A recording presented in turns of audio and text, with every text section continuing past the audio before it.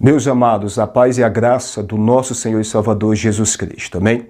Nós estamos dando início agora a um estudo bíblico que terá por tema a regeneração de todas as coisas. Dentre alguns vídeos nós vamos tratar desse assunto. E eu creio que o Senhor vai iluminar a nossa mente com mais profundidade sobre a obra de regeneração.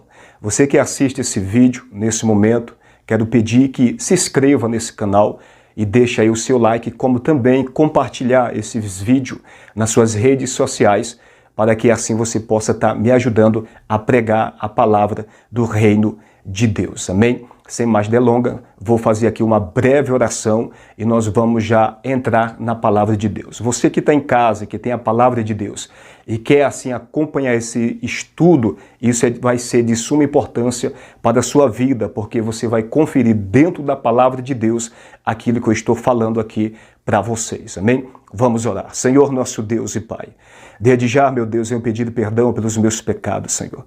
Meu Deus, perdoa todas as minhas falhas. Venho pedir ao Senhor que o Senhor venha me conduzir dentro desse estudo pelo Teu Espírito Santo.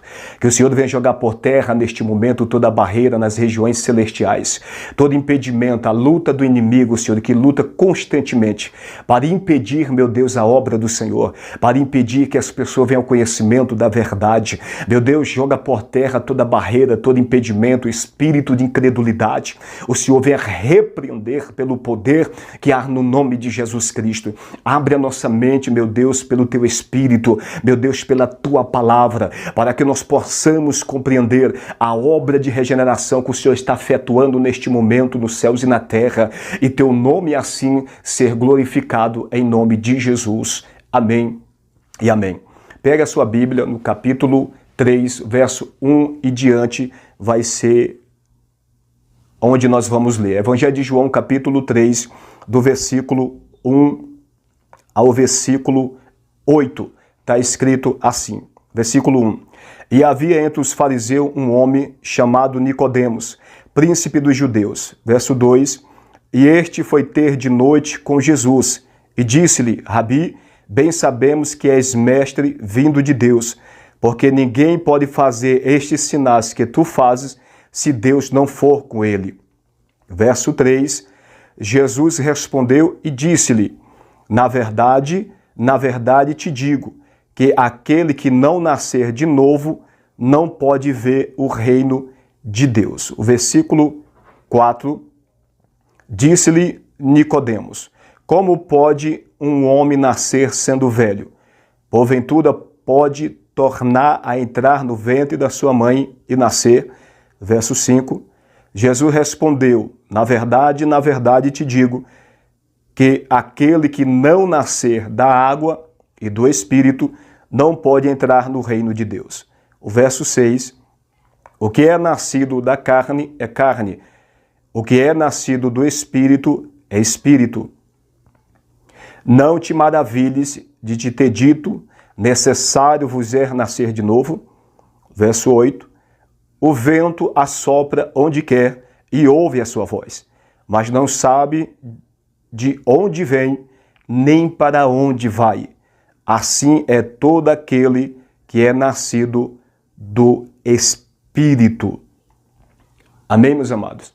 Observe que o Senhor Jesus falando com o príncipe, por nome Nicodemos, um homem da lei, instruído, conhecedor da lei de Deus, conhecedor das profecias do Senhor dada a Israel, era um homem com profunda intimidade com as Escrituras.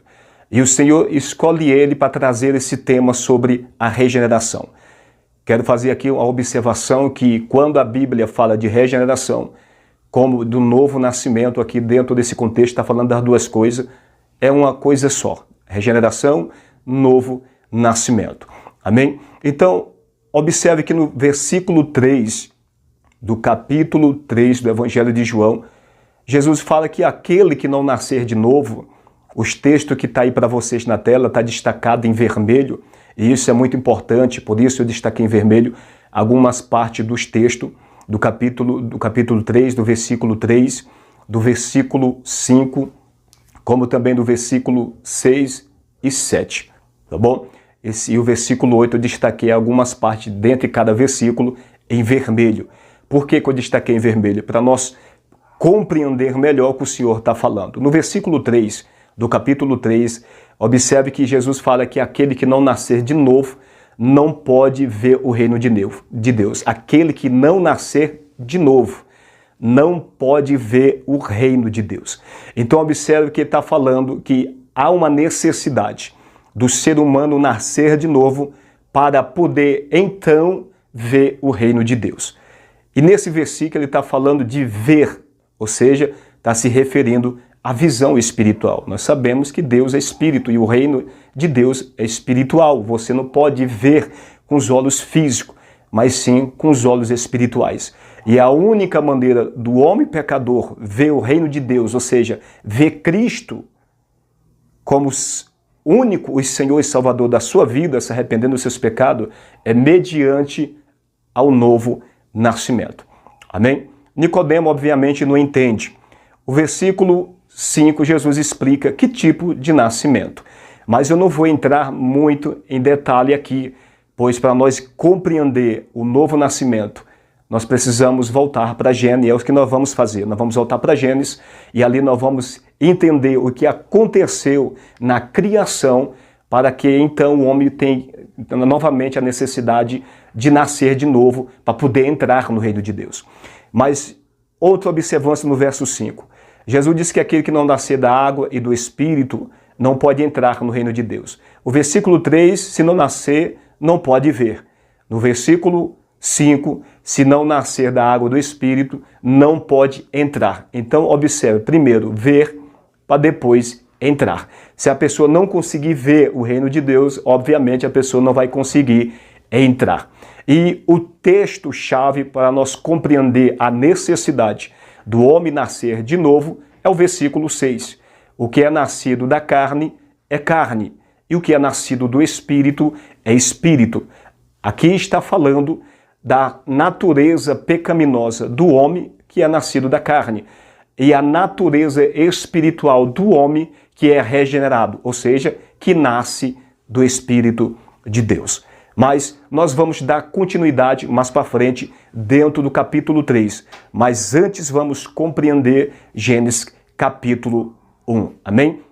Quando nós vamos para Gênesis capítulo 1, o versículo 26, e disse Deus, façamos o homem à nossa imagem conforme a nossa semelhança, e domine sobre os peixes do mar, sobre as aves do céu, sobre toda a terra. Observe que Deus está criando o homem no 6º dia da criação, com o objetivo de dar todo o domínio da sua criação nas mãos do homem.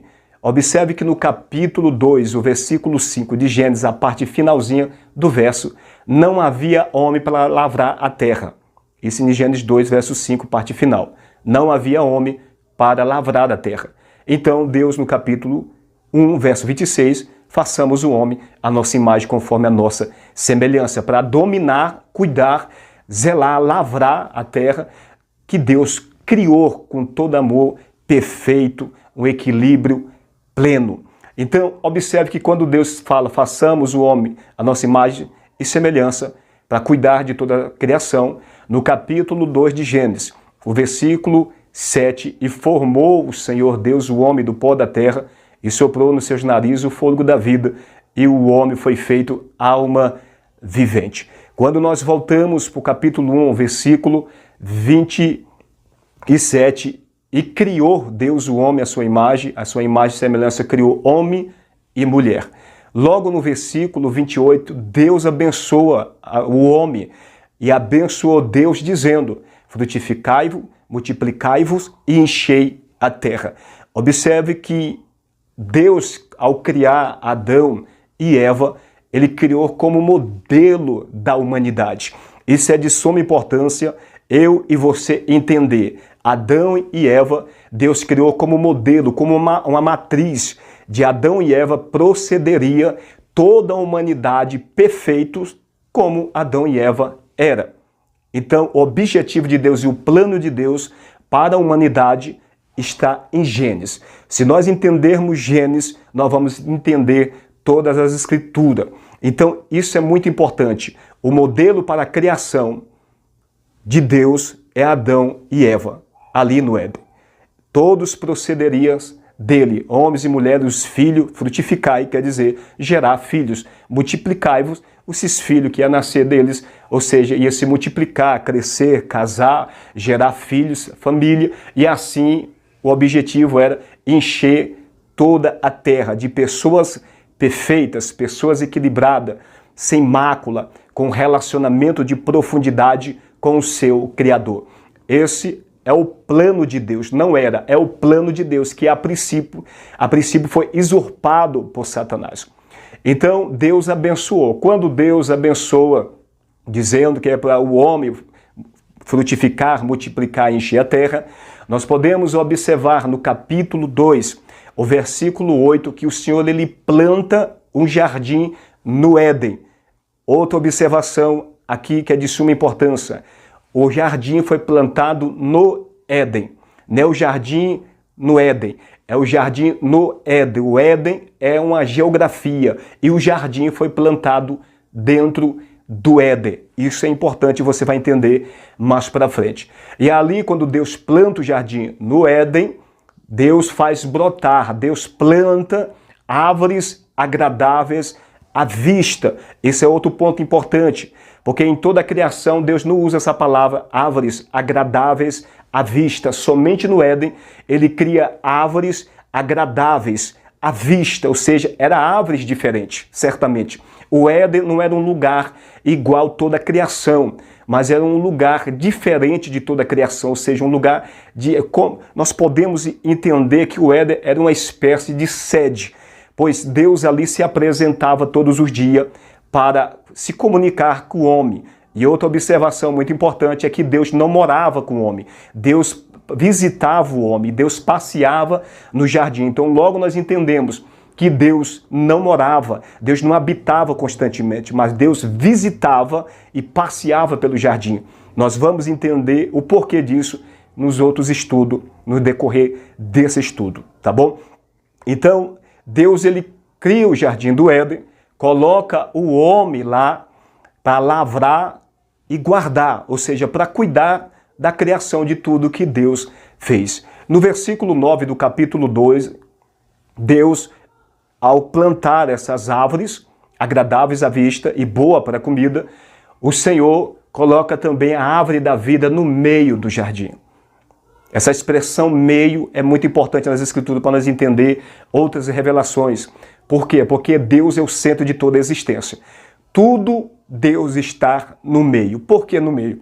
Porque Deus é o centro de toda a existência. Deus é a própria vida. Então, tudo tem que estar conectado em Deus e Deus está sempre no meio. O Senhor Jesus ele foi crucificado entre os dois ladrões. A árvore da vida, aqui que nós estamos mencionando, está no meio do jardim do Éden.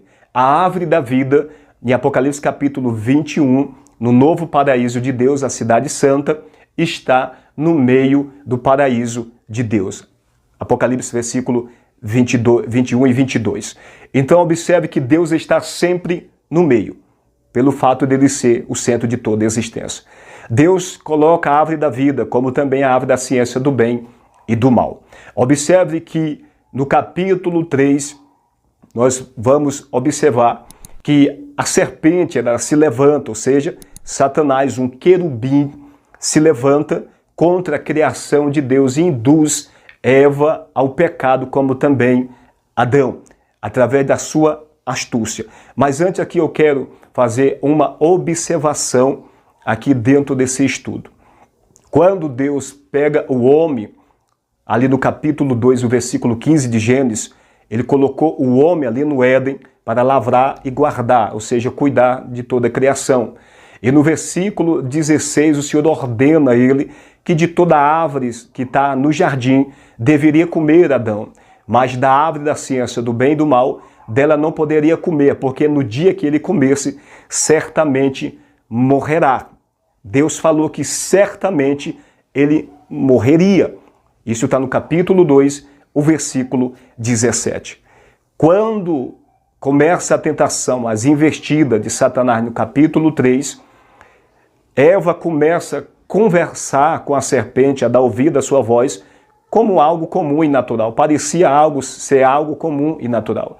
E Eva, ela vai ali conversando com a serpente já chega dizendo no capítulo 3, verso 1, é assim que Deus diz, ou seja, contradizendo a palavra que anteriormente o seu Criador dera a Adão. E certamente Adão passou esse ensinamento para Eva, de que todas as aves do jardim estariam livres para se alimentar, menos da árvore do conhecimento do bem e do mal. Se você quer conhecer mais e saber mais sobre esse estudo, assiste a segunda parte desse estudo, porque eu creio que Deus vai continuar falando conosco. Amém? Fique na paz do nosso Senhor Jesus.